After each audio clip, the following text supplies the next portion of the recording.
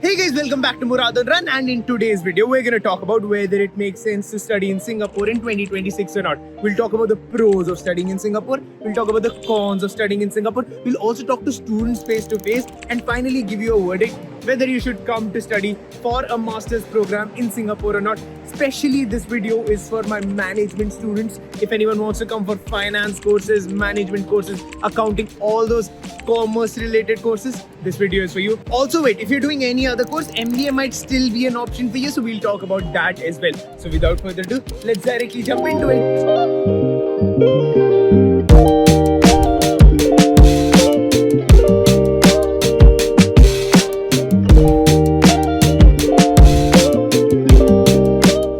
अभी के टाइम पे यूके में 18 मंथ का पोस्ट स्टडी वर्क वीजा हो गया. यूएस में ट्रम्प की वजह से it is just getting harder and harder for Indian and international students to find jobs or anything. But there are a few countries where still a lot of immigrants are coming. One such example is Singapore.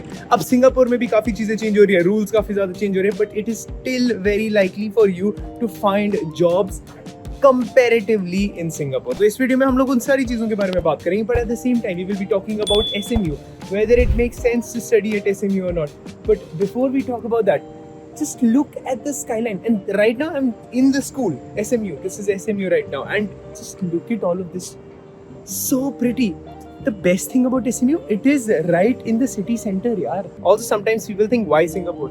ये बड़े बड़े headquarters देख रहे हो, DBS, one of the biggest banks in Singapore, उसका headquarter है. HSBC, उसका headquarter है. ये IOI, यहाँ से पुलमन है. पुलमन तो होटल हो गया, बट ये जो मेजर फाइनेंशियल डिस्ट्रिक्ट दिख रहा है आपको, यहाँ पे इतनी सारी जॉब्स इन बिल्डिंग्स में है. But at the same time इसमें कॉम्पिटिशन भी काफी ज्यादा है, and lately it is getting harder for students to get jobs, because बोला जा रहा है it will be $5,900. That is the minimum pay that you would need to have to get a visa to get a job in Singapore, specifically in finance, which is slightly increased than what it used to be. But honestly, $6,000, which is around $72,000 overall yearly package, which is around 40 lakh rupees. Honestly, that is what you will be getting. That is what you should be getting after you graduate from a top university in Singapore. Which brings me to the point that if you're coming to Singapore, you have to make sure that you're coming to the top university. SMU definitely, if you're coming to management universities, that's amongst the highest, or NUS or NTU. Those are the three universities. Other than that, it just doesn't make sense to study in Singapore. These three universities, yes. Other than that, no. Next point is that of accreditation. Now, ideally, every university gets accredited by different standards, different boards. And there are 3 different boards that accredited a university. The best thing with SMU is it is triple accredited. Now the thing is, only 1% business schools all across the world are triple accredited, and one such school is SMU. So one more interesting thing with Singapore is, let's suppose you don't end up finding a job because the market is hard to find jobs. Let's suppose you can also start a startup.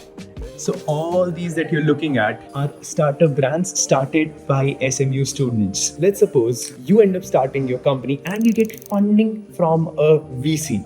You can stay on the company visa, company that you set up. So if you're an entrepreneur or if you want to start a startup, then Singapore might just be the place for you. Okay, now we're outside the Institute of Innovation and Entrepreneurship. Now, why is it so special? Because 563 startups got incubated under here, and they raised funding of more than 700 billion Singaporean dollars. So yeah, if you have a startup idea and want, Singapore is the place. I think in general, if I compare it with Dubai, it is a very good comparison. But then if you're looking at first world countries, UK or any other first world country, I think Singapore definitely takes a leap ahead. That is probably one more reason why big Indian startups like all of these have shifted their base to Singapore.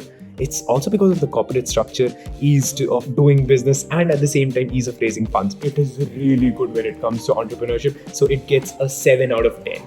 Okay, wait, 8 out of 10. It's good. One more crazy thing about SMU is that it is literally in the city center. That is Marina Bay Sands, and you could literally see Marina Bay Sands from your classroom.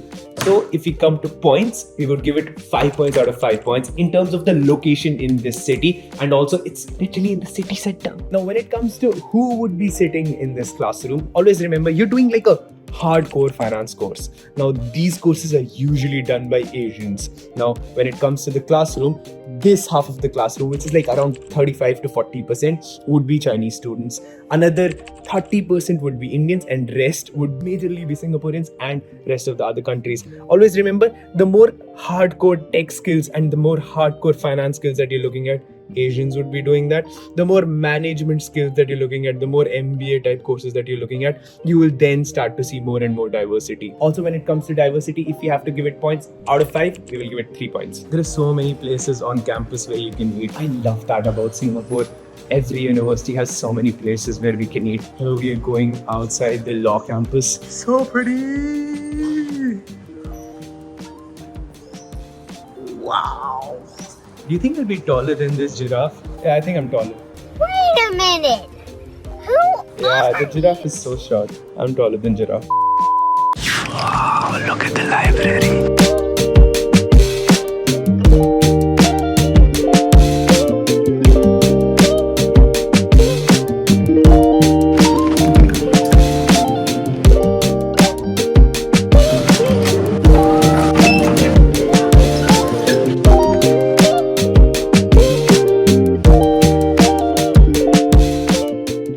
This is so pretty. This is the entire building.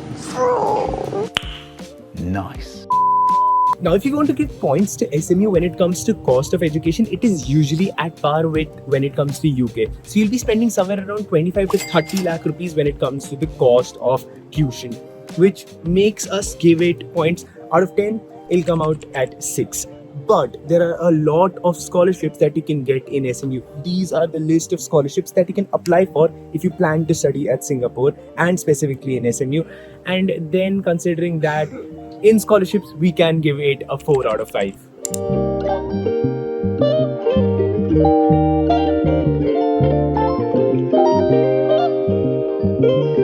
Campus इतना centrally located है और इतना खूबसूरत है, like इतनी futuristic and modern buildings. I love it. तुम लोग normal ऐसे रास्ते से चल रहे होते होगे, लग रहा है corporate building है, and all of a sudden, this is what you find. It's just such a perfect blend of buildings and then nature. I love Dubai, but Dubai does not have this.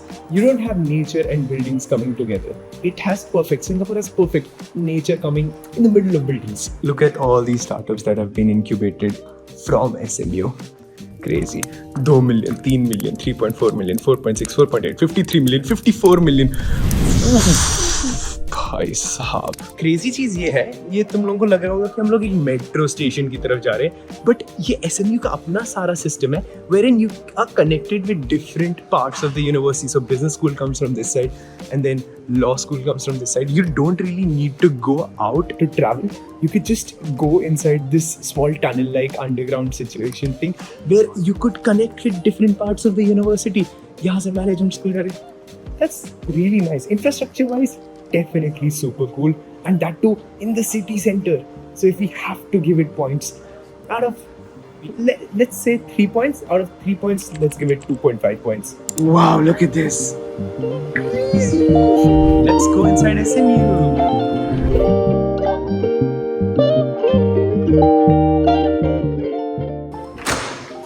Another one. Bro.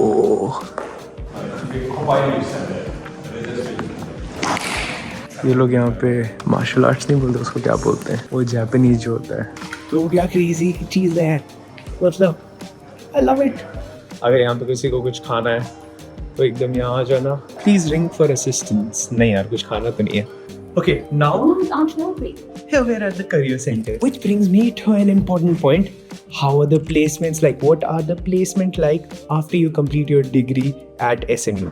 So 82% people end up finding a placement, end up finding a job within 6 months of graduation at SMU if you are doing a master's program. So 82% honestly is a very good number considering that you have a 1-year post-study work visa, you have 3-year short-term visa and then 1-year long-term visa. So 82% people will have jobs at the end of 6 months, which makes me feel very confident about the university. So if I have to give it a ranking, rating, let's give it 8 out of 10. Let's give it 7 out of 10. To be conservative, 7 out of 10 when it comes to getting a job after your degree. Also, at the topic of careers, one great thing that you can do for yourself if you're planning to come to Singapore is get some sort of work experience. Now, take an example of an MBA classroom. MBA classroom at SMU, 88% people end up finding jobs within 6 months, which is higher than the 82%, 6% more. But at the same time, so many more people end up finding jobs specifically in Singapore itself. More than half of the class, in fact 76% of the class, ends up finding job within Singapore within 6 months if you have experience. So if you're planning to come here, it is a good idea to come here with a bit of experience, because then it becomes easier for you to find jobs here in the market. As I said multiple times, that is SMU. That board that you see, that's SMU. And then this is the metro station. So the connectivity, it is literally the city center. Connectivity is crazy. Much better than NUS and NTU. One more reason why I think Singapore stands out is the case study approach of studying in Singapore. Now, I have studied in UK, I've studied in US, and I've also studied in Singapore. The case studies in Singapore are much more practical. That is for sure. Even more than Oxford, yes, the case studies in Singapore are much more practical. And it's a very good discussion that happens in Singapore. Well, in Stanford also, the discussions were really good. In UK, I would say the discussion level, the quality of discussions were way lesser. And in India, I've also studied. There are basically no case studies in India. So that is a major difference between studying in India versus studying in Singapore. We talked a lot about the positives of studying here in Singapore, but now also let's talk about the negatives of studying in Singapore. The first one would be cost of living. It is ideally as expensive as a first world country like UK. So you would be spending somewhere around 1 lakh to 1,50,000 rupees for living. Just living, let alone tuition fees, just living 1.1 to 1.5 lakh rupees for living. And that's a big con. Now, the breakdown of that I've given at the end of this video also as to where will be the expenses while I'm talking to the students. But yeah, it's expensive. Second con, even though it's a lot of fun, there are only 3 top universities that we already talked about, NUS, NTU and SMU. Those are the 3 universities where it makes sense to go abroad and study. People here are so hardworking, and that's why UK probably isn't doing that great. And as a result, oh no, we have to cross the road. We have got 4 seconds. $1,000 fine if I cross this road at red sign. I crossed it at time. कोई किसी को नहीं बताएगा, किसी को नहीं पता चलो. In general, people here are super smart and hardworking, and that is your competition. So it's a good thing and it's a bad thing. Good thing because this country is going to do much better. Bad thing because you're going to compete against these people. The kind of buildings just keep getting crazier and crazier. But the fourth con is the heat. The sun kills me. Okay, I want to go back. It's just so hot all year round. I mean, in December, it's also rainy, wet, very wet because it has a tropical weather at that time. But yeah, it's just hot. So much better than Dubai actually. But yeah, still hot. Now I wanted to understand how much would be the expenses of studying in this university. So what I did was actually talk to the student face to face and ask them, what are the expenses that you're having? What are the expenses an average student should be expecting while studying here? But the thing is, these videos take a lot of efforts. I mean, imagine coming to Singapore, recording this video, and all I expect is a subscribe. The button is there, and you're still not hitting the subscribe button. I mean, that just breaks my heart. Go hit the subscribe button and see what are the expenses here. So how hard is it to find an internship? It is quite hard. It's a time-consuming process, but because we as students are allowed to intern here, so companies don't need to sponsor or get you a visa or any of that. So it's easier, which is why a lot of people try to get internships first, prove themselves and then convert. So what percentage of the cohort do you think was able to find internships? I would say about 40%. Okay. In Singapore, and like you see, they also left Singapore and went to other places, Hong Kong or India, back home. What expenses of studying in Singapore? How expensive is it? Compared to other, like if you have to go anywhere else geographically, Singapore is definitely a cheaper option. Okay. I would say for my case, like I was applying to the UK, US and Singapore, and in that just in the tuition fee itself. Can we break it down one by one? That'd be super helpful for everyone. So first of all, the tuition fees, how much are we expecting? I think the fee is now like 50K SGD. That's for the fees. Then for your living expenses, what's the rent here? So the rent for a good place would be about 1,600, 1,700 SGD max. Max? Yeah. How much lowest have you heard people staying at? If you share rooms and stuff, then it could go down to 800. 800. Oh, okay. That's like 50,000 rupees, which is like Mumbai rent, Yeah. basically. Other than that, how much would be like your transport cost? Transport is very simple and very easy. You take public transport, and I would say like the max it goes in a day, if you travel a lot up and down, could be like $5 to $6. That's it. That's your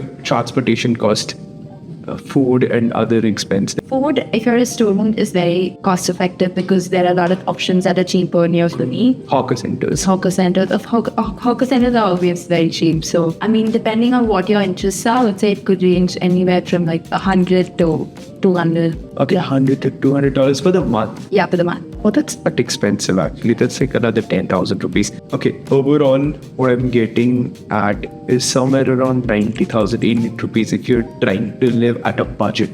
Extreme budget, you're doing 90,000 Indian rupees. You know, people are actually sometimes concerned about finding a full-time job in Singapore, and they usually think that it's really hard to find full-time jobs in Singapore.